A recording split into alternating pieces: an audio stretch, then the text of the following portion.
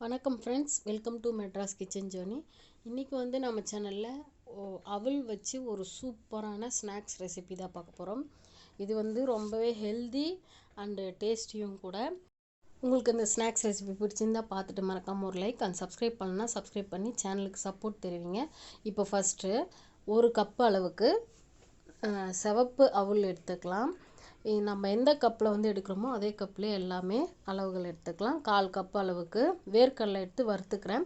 நீங்கள் வந்து ஏற்கனவே ஆல்ரெடி வறுத்த வேர்க்கடலை இருந்துச்சுன்னா கூட யூஸ் பண்ணிக்கலாம்.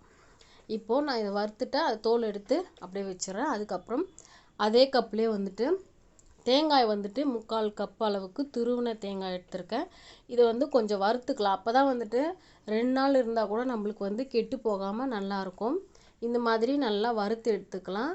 இது வறுத்ததுக்கு அப்புறமா தேங்காய் வந்து கொஞ்சம் கம்மியாகிடும், 1/2 கப் அளவுக்கு வந்துடும். அதனால 3/4 கப் அளவுக்கு தேங்காய் எடுத்து இந்த மாதிரி வறுத்துக்கலாம்.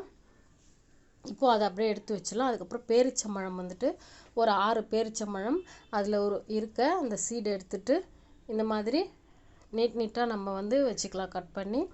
இப்போது இதில் மிக்ஸி ஜாரில் வந்துட்டு நம்ம எடுத்து வச்சுருக்க அந்த அவல் ஒரு கப் எடுத்து வச்சுருந்தோம் இல்லையா, அதை வந்து இதில் சேர்த்து கொஞ்சமாக வந்துட்டு கொரப்பாக அரைச்சிக்கணும். ரொம்ப மைய வேண்டாம், கொஞ்சம் லைட்டாக கொரப்பாக இருக்கணும்.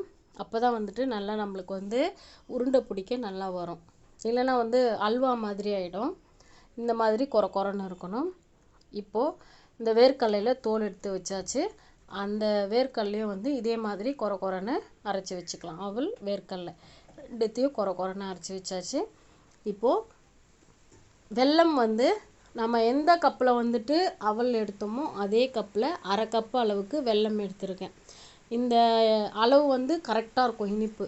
இப்போது அந்த கப்பில் 1/4 கப் அளவுக்கு தண்ணி சேர்த்துக்கலாம். சேர்த்துட்டு பாகு பதெல்லாம் வரணும்னு தேவையில்லை, வெல்லம் கரைஞ்சால் மட்டும் போதும். இப்போ வந்து வெல்லம் நல்லா கரைஞ்சிடுச்சு.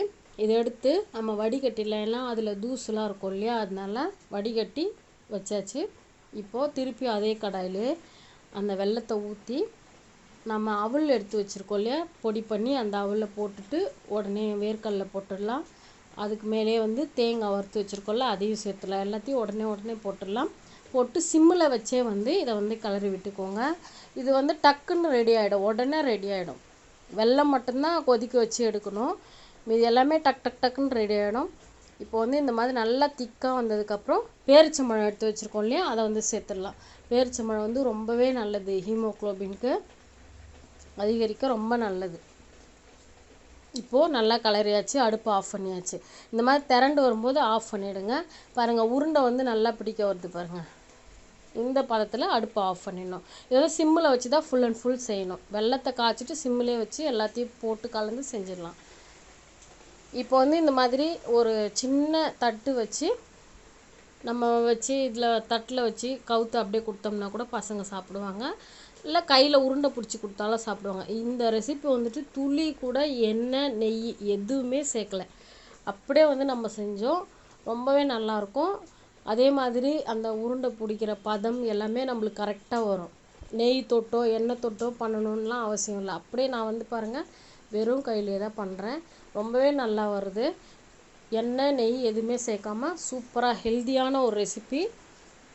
அண்ட் வெல்லமும் வந்துட்டு ரொம்பவே நல்லது. இதில் சேர்த்துருக்க ஒவ்வொரு இன்க்ரீடியன்ஸும் நம்ம உடம்புக்கு ரொம்ப நல்லது. வேர்க்கடலை ப்ரோட்டீன், தேங்காய் வந்து வயிற்று புண்ணாத்தம், அவளும் வந்து ரொம்ப நல்லது. இது எல்லாத்தையும் சேர்ந்து ஒரு சூப்பரான ரெசிபி ரெடி பண்ணி பசங்களுக்கு கொடுங்க, ரொம்ப விரும்பி சாப்பிடுவாங்க. இந்த ரெசிபி பிடிச்சிருந்தால் மறக்காமல் ஒரு லைக் அண்ட் சப்ஸ்கிரைப் பண்ணாமல் இருந்தீங்கன்னா சப்ஸ்கிரைப் பண்ணி சேனலுக்கு சப்போர்ட் பண்ணுங்கள். நன்றி, வணக்கம்.